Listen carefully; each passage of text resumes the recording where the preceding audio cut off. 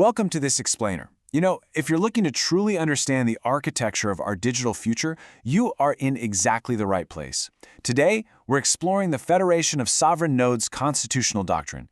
It's basically a framework that demystifies what digital freedom actually looks like at a structural level. So let's just jump right in. Okay, let's dive into this by asking a pretty deeply personal question. Who really owns your digital life? Seriously, think about it for a second. Over the last decade or so, we've all experienced this sort of accidental centralization.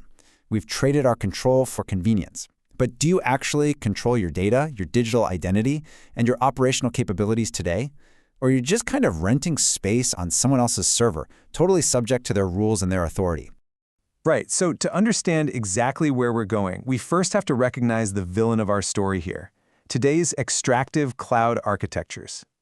These legacy systems, they suffer from authority collapse, runtime confusion, identity drift, the whole shebang.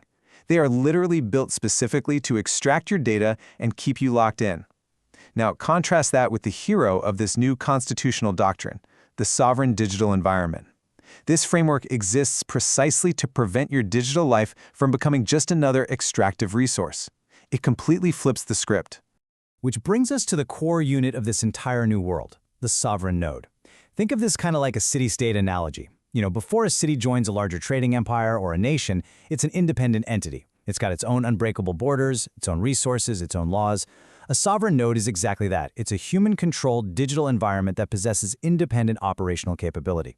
And the absolute golden rule of this doctrine, the node is sovereign before it is ever federated. It bows to absolutely no central authority.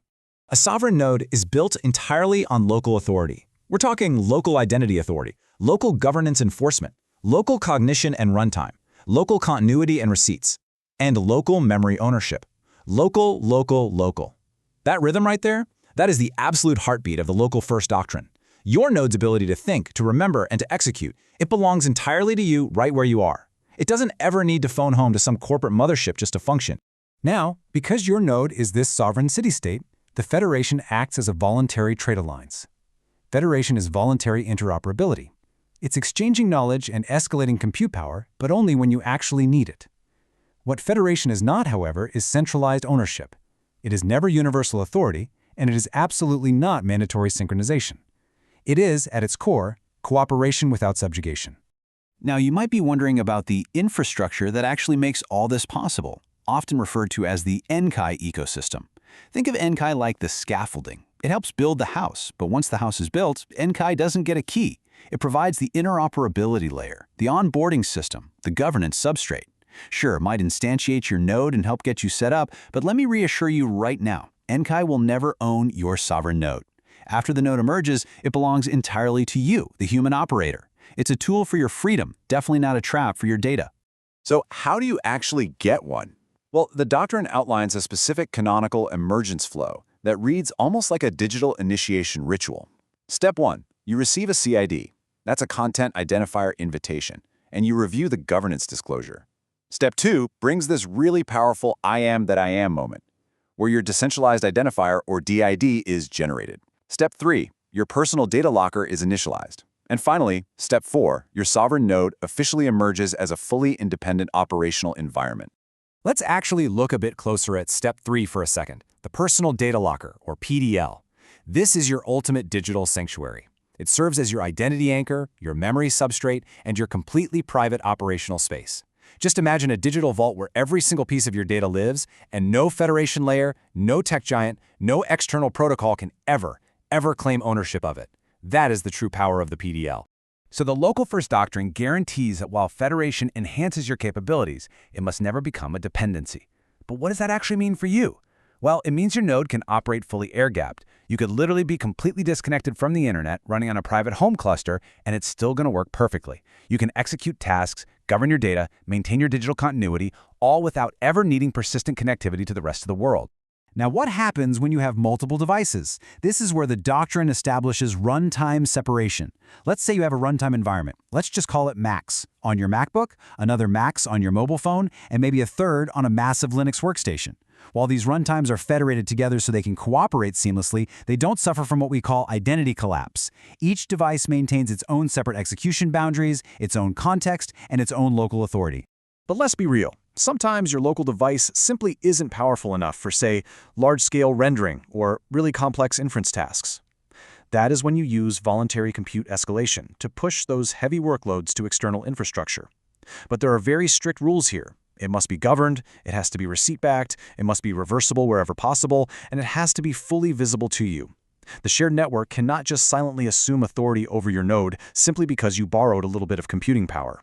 And this respect for your boundaries, it extends directly into artificial intelligence through the federated learning doctrine. You know, traditional AI models are pretty notorious for scraping billions of data points without permission, just swallowing personal information into these giant corporate servers. Well, not here. In this ecosystem, your node can actually contribute workflow intelligence and model optimizations back to the network without ever surrendering your raw private memory. You share the knowledge, sure, but the underlying private data stays totally restricted and secure. Okay, we also have to talk about economics. The economic participation doctrine is beautifully simple. If you're using your node purely for private use, it remains entirely sovereign with absolutely zero obligations, period. However, if you choose to use the shared ecosystem infrastructure to generate external market value, meaning you're actively monetizing your outputs, well then pre-agreed ecosystem participation rules activate. And this just ensures the shared infrastructure and compute layers are sustainably funded, but only when you're actually profiting from them. Which brings us to what I think is your ultimate defense against creeping authority: the viewing chamber. Think of it as a constitutional dashboard. It's the interface that ensures absolutely every Federation action, every governance decision, every single digital receipt remains entirely visible, explainable, and reviewable by you, the human operator. Invisible authority escalation is strictly prohibited. Literally nothing happens in the dark. To really cement these protections, the doctrine establishes a non-negotiable digital Bill of Rights. No silent Federation enrollment, no forced synchronization, no remote override of your nodes by any external entity whatsoever, no unauthorized memory extraction, and absolutely no centralized ownership. These are hard-coded prohibitions.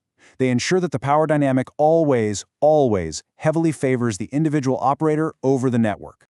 When you zoom out and look at all these principles together, you see this incredibly inspiring decentralized vision of the future.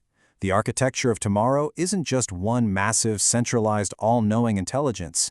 It's millions of independent, sovereign nodes. It's families operating private home clusters. It's organizations and governments running their own governed deployments. It is an ecosystem of truly independent entities cooperating voluntarily through constitutional federation, deliberately avoiding those centralized digital empires of the past. So I want to leave you with this powerful philosophical truth. The Federation exists to strengthen sovereign nodes. The sovereign node does not exist to serve the Federation. Just let that sink in for a moment. It completely inverts the relationship we are so used to having with technology. It forces us to ask, are the digital systems you use today serving you, or are you serving them? And more importantly, now that you know a sovereign alternative actually exists, what will you demand from your digital future?